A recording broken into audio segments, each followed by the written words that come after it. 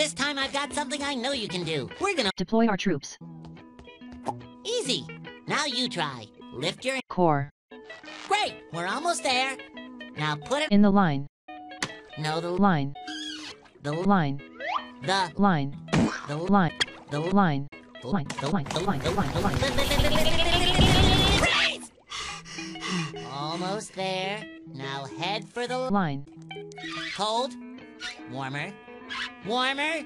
Warmer. You're hot. You're on fire. A direct cannonball hit severs his leg. Real quick before this video starts, it is sponsored by Raid Shadow Legends, last step in becoming a real YouTuber. Raid has taken over the App Store with hordes of downloads and positive reviews for everything from its standout graphics above similar games and well-written story that isn't just Wheel of Fortune fantasy tropes. Raid contains many game modes, including PvP for Zoomers, Campaign for Doomers, clan boss battles to play casually with friends, and arena battles to test those friendships in, with constant updates and over 10 million players online, in case you just don't have any friends. Play both on mobile or desktop, with hundreds of customizable champions to pick from, like my go-to Thick Boy here, or when I'm feeling more graceful, this lady who has very large weapons. Click the link in the description, and if you're a new player, you'll get 100,000 silver, 1 energy refill, 1 day XP booster, and 1 free champion. You'll find those rewards right here whenever you want to pick them up, and they will be available for 30 days.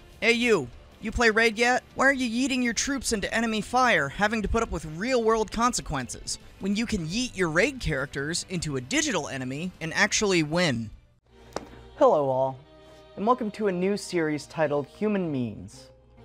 Although I really hope I come up with a better title before this thing actually goes live, but right now that's all I got. This series will be exploring some very interesting historical figures. Not just people that are funny, although there will be those people. Also people who are interesting, have various quirks, are funny. And today, we're going to be talking about the life, actually not just the life, like a few events because there's so much shit, of a man who made himself famous during the American Civil War. You hear that noise? That's the sound of all the European viewers clicking off because they heard American Civil War and they don't care. And the person we'll be talking about today is Daniel Sickles, who is either the luckiest moron to ever exist or someone just playing 5D chess, just stuff that we can't even comprehend. Very, very large brain. Dan Sickles was born in 1819, although it's oftentimes said he was born in 1825. He was not born in 1825, although it's thought that he lied about his birthday quite often for reasons we'll get into in a second. He's a very well-connected person, learning the printer's trade and studying law at NYU. Admitted to the bar in 1846. But we're not here for the basic fact stuff, we're here for the weird stuff. And the weird stuff started very early in Dan Sickles' life. Dan Sickles was a very eccentric person, and throughout this story, when you're wondering if it gets weirder, it definitely does. And we're going to focus on 2 events, a murder and a Civil War battle. While studying law, he actually moved in with and got very close to one of his professors who had an infant daughter that Dan Sickles knew for her entire life. At 16 years old, when he was in his 30s, he married her, which is probably why he lied about his age. Other escapades in his young life include, while being married, striking up a relationship with a prostitute, and when on a trip to England on official business, almost introducing her to the Queen, which would have caused a huge scandal. He was apparently pulled away before being able to do so, but the woman did curtsy at the Queen. It was quite the affair. On the same trip, during a ball celebrating the 4th of July, Dan Sickles wasn't a huge fan of celebrating Independence Day with the British. So as the toast for the night was being made to the Queen, he decided to, instead of observe the toast, sit down in front of a small painting of George Washington and completely refuse to recognize the occasion. He was promptly thrown out of England. Upon returning home, though, he was a national hero because people weren't big fans of the British still. He was elected to New York State Senate and then elected to the US Congress, all while having multiple affairs and having a lot of it get into the newspapers.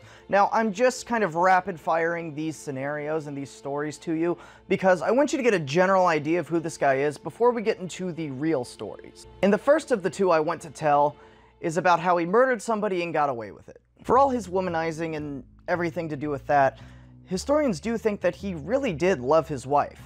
His underage wife be it. He was very protective of her and he really did care about her. However, being gone so often, his wife Teresa was pretty lonely at home.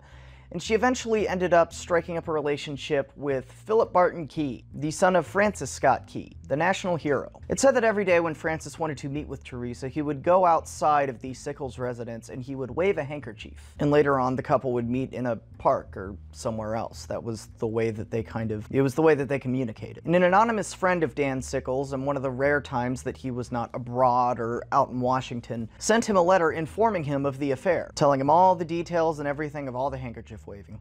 And in one of the following days, what did he see outside his window? But Philip Barton, outside his house, waving a handkerchief.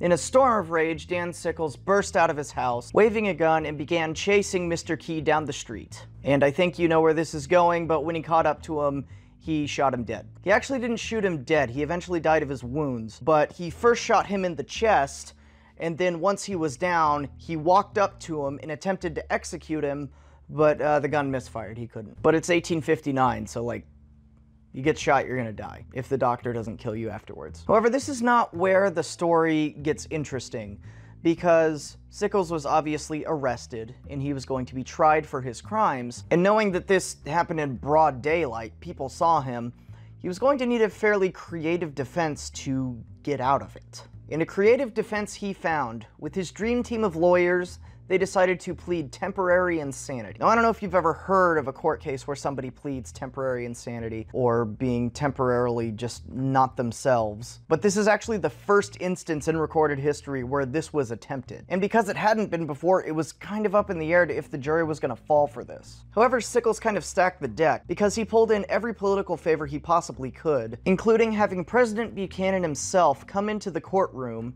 and shake Dan Sickles' hand right in front of the jury, basically showing everyone that the president respects this man, likes this man, is friends with this man, and very much tainting the jury pool very quickly. And due to this combination of events, his temporary insanity plea did get him off the hook, being the first of probably not that many temporary insanity pleas. Now, this is all kind of a weird event and something you don't hear about every day, but really this is all that history would remember Dan Sickles for. And he probably would have been mostly forgotten to this day if it was not for a minor conflict that began in 1861. Upon the beginning of the American Civil War, states were required to raise troops for the defense of the Union and to tame the South. And oftentimes the way that this was done is a fairly influential person, such as maybe a previous congressman or state senator, would go around and he would recruit troops under his banner, and then he would get an automatic military commendation.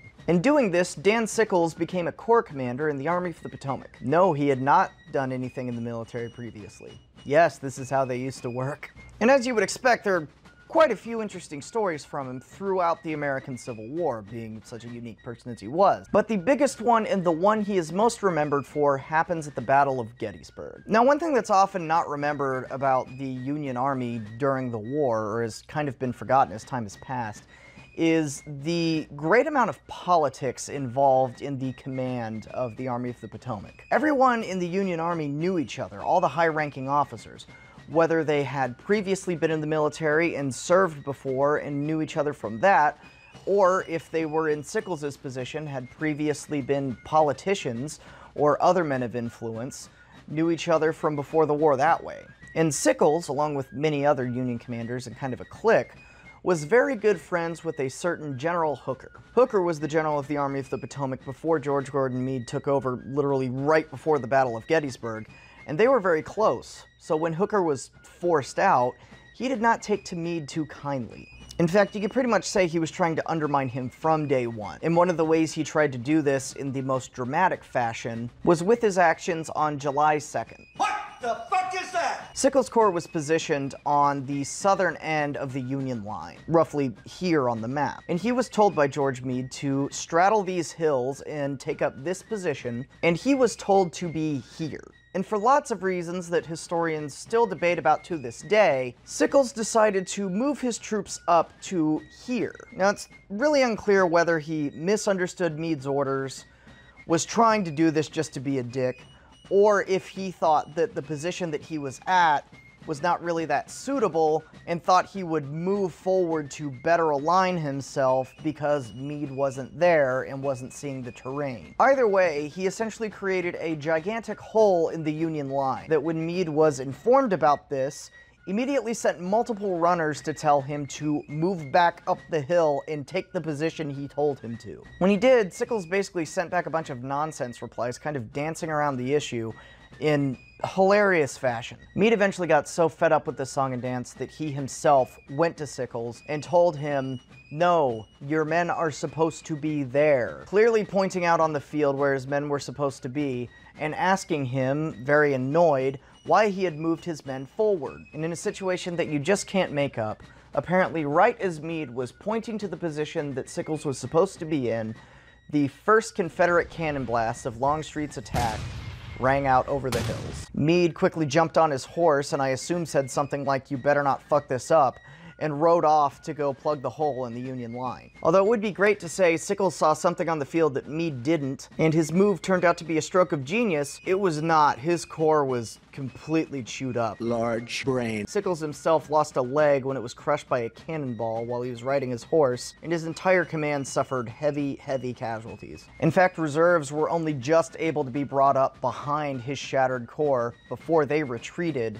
to make sure that the Confederates didn't just overrun the Union line. Dan Sickles did survive the war, though. In fact, his leg is currently in the Smithsonian Museum, and it was actually put there while he was still alive. Apparently, when the exhibit opened, he was being taken around, and the entire time he wouldn't shut up about he wanted the tour group to go see his leg. Upon seeing his leg, he was very upset that his foot was not part of the femur bone that was in the exhibit, because of course he was. Now, this is a very brief overview of all things to do with Dan Sickles, and I only really went into 2 stories, and you can go into them deeper. Civil War historians have actually really debated Sickles' motivations